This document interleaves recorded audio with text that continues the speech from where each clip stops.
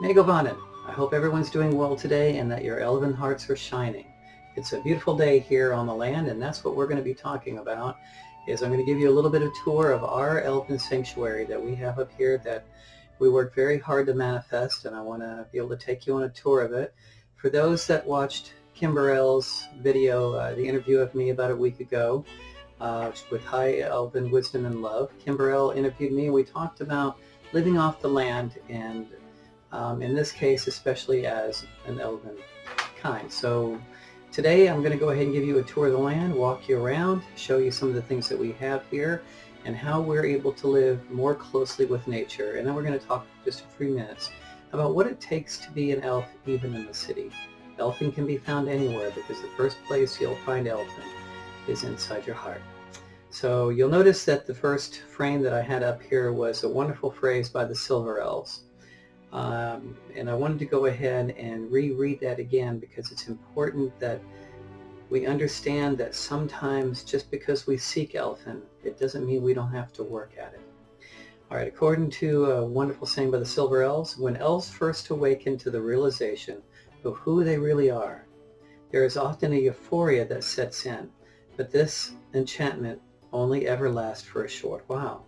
And then, grounded once more, the individual is faced with the fact that magic, even elven magic, requires effort and a decision to go on. It's up to us to do this. It's one thing to believe that we're elves. It's another to say, let's do it. Let's go ahead and live it. Let's let the elf inside of us awaken. And that's what I had to do to get to where I'm at now, to where we live on this land now. It's as I mentioned before, it's 158 acres. We live in the foothills of Northern California with bear and deer and turkeys and raccoons, fox, mountain lions, you name it, it pretty much lives up here, and we've seen most of them, even bald eagles. And so it's a wonderful place to live amongst the trees, and every morning to wake up to quiet, and the only noise we hear is the chimes out on our porch and the breeze blowing through the trees. Our nearest neighbor is about a mile away, and I know a lot of people have told my wife and I, oh, you're so lucky. Well, I believe that with all elves there is an element of luck because we believe in the great word Estelle, which is an ultimate trust in Eru, in God, that things will work out if we believe it and we walk the elven way. But it still requires work, and so as much luck as we may have, it still required us, as that phrase, that little saying that I just told you, it requires an effort and a decision to go on. We decided that this is what we wanted to manifest in our lives. We believed that it could happen, and we did it. And anyone can do this, and it can be done in the city just as much inside and out here, out in the country as well. So I don't want you to lose hope that just because you don't end up in the country, that you can't manifest Elfin even in your living room within Chicago or within New York. You can do it, and we'll talk about that some more. So one more phrase we're going to go through, a little saying again by the Silver Elves. You kind of notice through my videos that I do quote them quite a bit because of the gentleness of the wisdom that they put forth. It doesn't require a great philosophy. It doesn't require massive degrees and great philosophical discussions. It's just simple truths, and that's one of the things I find beautiful about the Silver Elves. The entrance to Elfin is as open as our heart and as closed as our mind. All right, it's up to us. The more we believe, the more can happen. So I'm going to kind of take a little break here for a moment, and we're going to run some video and show you a little tour of the land. There's going to be a little music video in the beginning that actually takes you around the land for about 2-3 minutes. It's going to take you around the land. It's going to take you inside the house. And then after that, I'll come back and I'll show you some pictures of what the land looks like when it's springtime. Right now it's deep autumn, so everything's pretty dry and brown. But I'll come back in just a little bit after the videos and we'll show you some more. All right.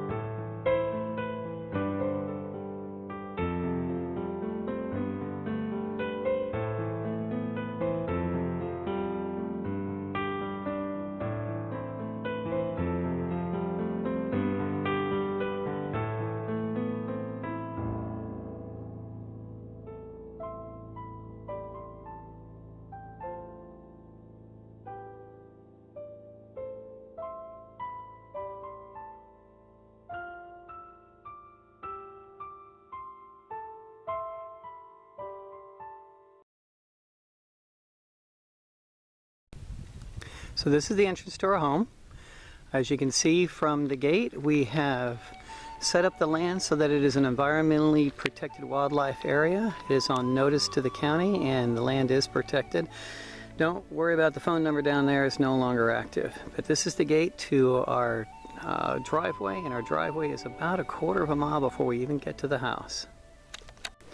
Alright, so we've just started up the road to our Elven haven, EldaYanna. As I'd said before, this is 158 acres of land and it is protected. We have made sure that the wildlife that can make it here does not get hunted. And so here we are just starting up a quarter mile of the trail. You can see we're up in the foothills of the mountains. We have a lot of trees here. A lot of healing can happen on this land. A Native American came up here one time and said that it was a lot of good energy, a lot of good native healing that he felt while he was up here. All right, we are almost there. Around the bend up there, we'll finally be at the house. Like I said, it's about a quarter mile total. Just wanted to kind of stop and show you a little bit of the land around here. We are completely isolated in some ways. There's no infrastructure basically up here. No electricity, pretty much no utilities.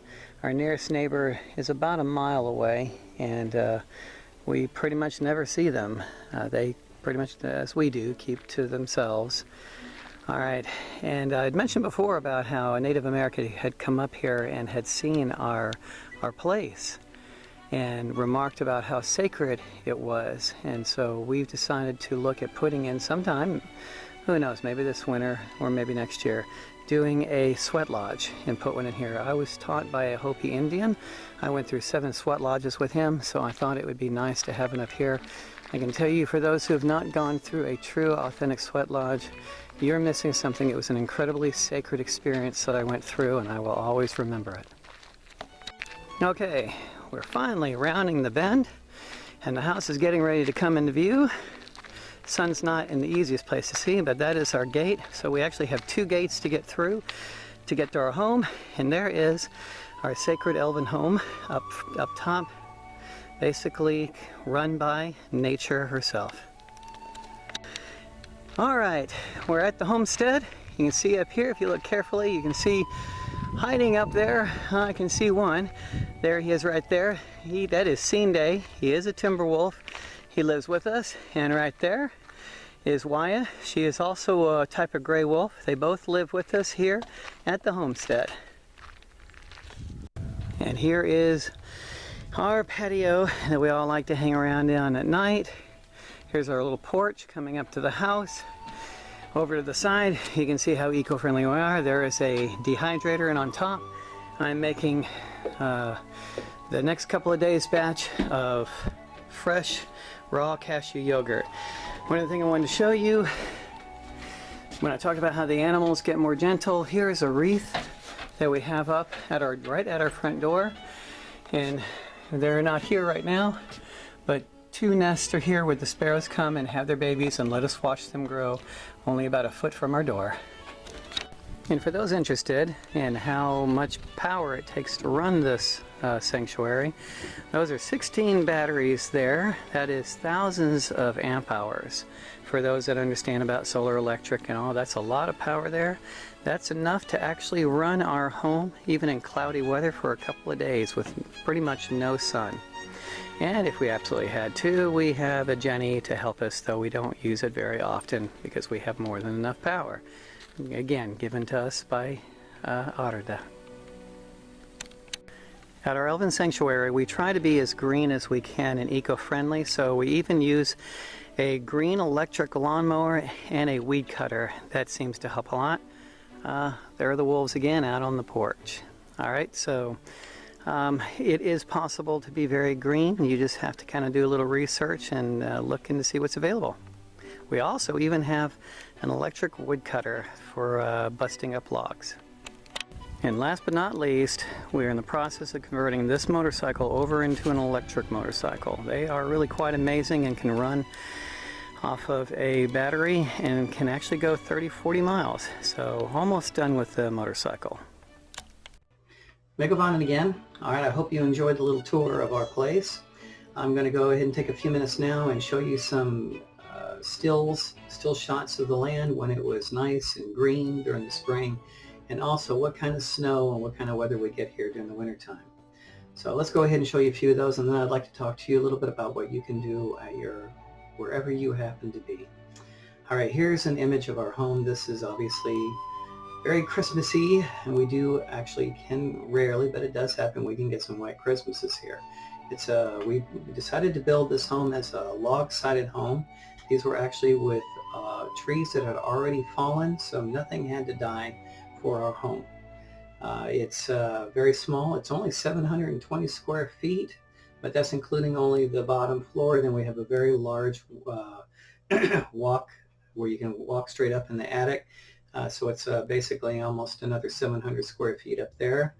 It's a 2-bedroom. One of the bedrooms we use, as you saw, is an office.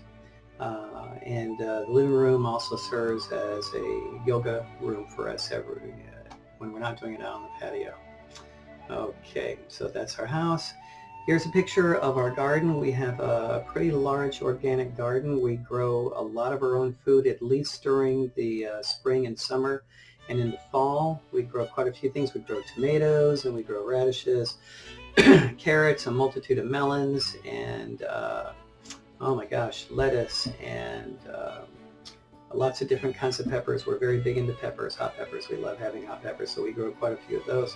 You notice in the background there is a timber wolf. He is a timber wolf. That is Scene Day, and he really loves being out in the garden. We put a bench out there, and it's a wonderful place to meditate throughout the year.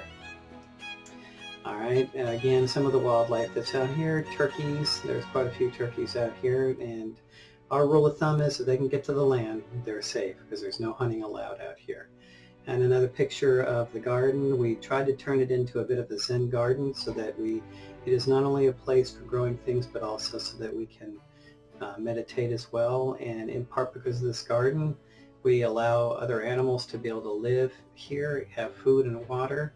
And so our land has been turned into a wildlife refuge. So it's a place of protection and sanctuary, and anybody can do that. Okay, you can see the Lord of the Rings here. That is when it was first being constructed, that is our root cellar. We decided to have a hobbit root cellar where we could store a lot of our food from the garden throughout the year. So it's a pretty large one, and it's a very large and very heavy hobbit door. And there's the green food that the dwarves complain about. We have a lot of green food that grows up here because both my wife and I are vegan. She's a high raw vegan and I am a raw vegan, so a lot of green food up here. Then again, here is showing you just how deep the snow can get up here. This was a pretty easy snowfall we had one year. It was beautiful. Those are our solar panels, and snow means no power, so we always make sure to get the snow off first thing in the morning. All right, another very beautiful view of the land and the snow. The wolves particularly love it when the snow gets this deep. The year, I think it was about 7 inches. All right, and another view of the stream that's flowing out here.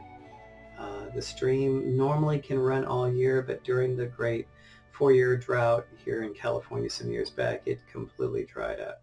It was very sad and hard on the other animals. We tried to leave water out and help them where we could. Another view of the house during the snowfall, and the wolves are out front. Okay, another very beautiful picture. The wolf on the left is Scene Day. He is a timber wolf. And the one on the right, she is Wyatt. She's a gray wolf. Wyatt is Cherokee, because my wife is Cherokee. Wyatt is Cherokee for little wolf, and Scene Day is Elven for gray, because when he was little, he was just a little gray furball. All right, well, I think that pretty much does it for now on that. Wanted to talk about a couple of things real quickly before I finish up here. This is just a short video. I wanted to let you know that Elfin can be a place. The land of Elfin can be a place, and that's where elves can live and grow and play and learn. It can be a physical place, but it always starts in the heart first. Elfin has to be here, and with Elfin reawakened in our hearts, we carry Elfin everywhere we go. And so my wife and I have been blessed to have this wonderful land up here that we are hopefully the caregivers for, and we do our best to take care of it. But not everybody has this, and you can if you work for it and desire it enough as a goal and a dream. Your dreams can come true. It doesn't matter what obstacles are in your way. You can dream it, you can have it, and it can happen. Okay, but for some people, they're not going to end up way out here in the foothills of the mountains like we are. You're going to be in the cities for possibly a very long time. Remember, Elfin is wherever you go. When it's awakened in your heart, you carry it with you. And you can be in the deep snow of Chicago or in the high humidity and heat of Miami, Florida. You can bring Elfin with you. All right, a wonderful saying again by the Silver Elves. We hear the voice of Elfin in the breeze stirring the leaves. We see it in the moonlight flickering through the mists. We smell it in the fertile damp of the deep woods. We taste it on your lips, but we feel it, always feel it, deep within. Elfin exists within you, and when it happens here, it will happen everywhere else. So carry it with you. If your dream is to come out into the wilderness, out into nature, that is absolutely wonderful because that's where we come from. But until you can get there, don't think that you can't have Elfin with you, because you can have it with you at all times. All right, so before we end, I just want to talk about what's going to happen next week. Next week, I'm going to take a little break from the spiritual and philosophical, sort of. I never really get totally away from that. And we're going to talk about Elven crafts, Elven craftsmen. Part of the Elven nature is we love to create. And there are those that love to work with jewelry and silver and gold. There are those that like to work in carving wood. There's others that work wordsmithing as writers or painters or sculptors. The underlying fact is that elves love to create. We love to create things. I love to play music. Maybe sometime I'll play some music on here. I play the alto recorder, and I play the psaltery. I play mostly medieval music. Maybe sometime I'll do that. If you'd like to hear it, please let me know. I'd be happy to do that. Obviously, I'm also a writer. Coming out hopefully in December is going to be my first book on Elven culture, and it will be called Elven Awakening. And it's a book on how we can help awaken the Elven spirit within us and to bring that Elfin into our lives no matter where we're at. It will be basically a how-to book of how we can reawaken our Elven nature. I'm hoping to have that out in December, so I'll let you know when it comes out. But one of the other things I love doing, and I did it quite a number of years ago, was the Elven craft of candle making. Candle making is a lot of fun. It's very simple. You can do it even in an apartment. There was a time many years ago when my wife and I still lived in an apartment, and we ran a rather, for the fun of it, as a side business, we ran what ended up being a very large business, candle making, in our apartment. Ended up making quite a bit of money doing it. It's not that making the money was the important thing, but was the gift that people were attracted to the artwork that we did, and it was a gift to be able to supply that and grant that back to the world. So next week we're going to talk about how to make Elven candles. It's one thing to make candles. It's like I showed before. Here's a wonderful little votive, all right, made out of beeswax, and we can talk about how to make those. But what I really wanted to show was how to make candles that are absolutely amazing, and they can show your inner beauty and inner nature, and that candles like this. All right, this used to be a piece of wood. All right, and we took it and we did a very special molding process. So we mix a little high tech with low tech. The good news is the high tech is very inexpensive, very, very cheap to do. And we took what was a piece of wood and turned it into a beautiful candle. This candle here has been around for probably about 10 years and is still in wonderful shape and still has a little bit of the scent to it. So we're going to show you how to do that next week, how to make your own Elven candles.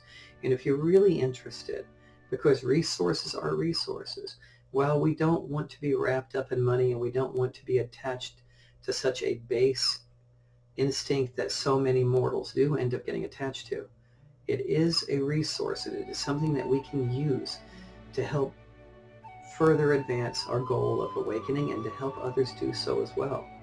My wife and I have been very blessed that we've been able to learn how to gain resources in this world, and we are able to then turn around and grant those back. Again, a phrase I said before I love from the Silver Elves, it's not the amount of money you have or the amount of abundance you have that makes you rich, but what you're able to share. And I believe that it's our job as elves to pay it forward, to share forward, we are all here to serve and to help each other grow. And in the end, it's our job not only to reawaken ourselves, but to help the world do that. And sometimes we can do that through something as simple as beauty and to help others learn. And if you can make some money at that, and it's not hard to do, and that allows you the freedom to express your elven nature even more, then more power to you. And I'm going to talk about that next week. So next week, we're going to talk about how to make elven candles. And then after that, we'll get back to a little bit more of the spiritual and philosophical. And here in the future, near future, I will be doing a video on a day in the life of an elf in the modern world. I will be doing that here in the next few weeks. All right, so to end, I wanted to give another phrase about elven homes and carrying Elfin with you and having it wherever you go. All right, by the Silver Elves, elven home is not merely a place of beauty, but a place filled by an atmosphere of love. So wherever you're at, when you awaken as an elf, wherever you're at, Elfin is there. All right, it was a pleasure talking to all of you again. I understand that there's been an issue with leaving comments underneath. I'm going to see if I can fix that today so that you'll be able to go back through and be able to leave comments. I have it set, but I'm not sure whether it's not doing it. So I'll go ahead and change the setting again to see if that'll help. All right, until I see you next week, everyone have a very most blessed week. Namaste to all.